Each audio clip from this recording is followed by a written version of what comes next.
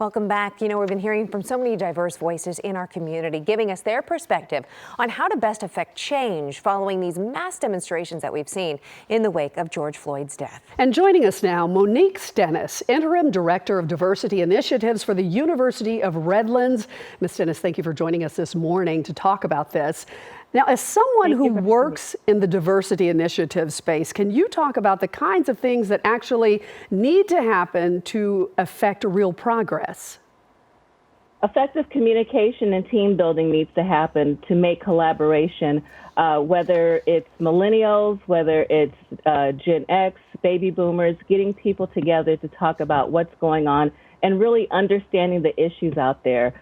I think that when we look at diversity, it's grown to inclusion. So it's not just important to make sure that you have a diverse group, but it's inclusive and part of the decision making of any organization.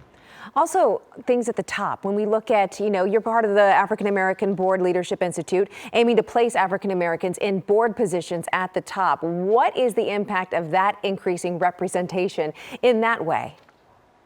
It is a great impact. So we've been around since 2011, and in that time, we have trained over 500 professionals to sit on various boards. Wow. The boards anywhere from nonprofit to public commission. The impact of that is that we have more African Americans that are sitting in leadership positions, making decisions that's going on in the communities that they live in.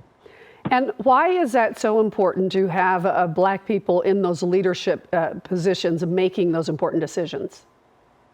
Because a great deal of the decisions are being made for the Black community, as well as just bringing a diverse layer of experience to the board. So if there is a board, let's say, of a boys club, and there's various representations from different demographics, then the decisions that's being made for that community is much more collective, and that group's voice is heard.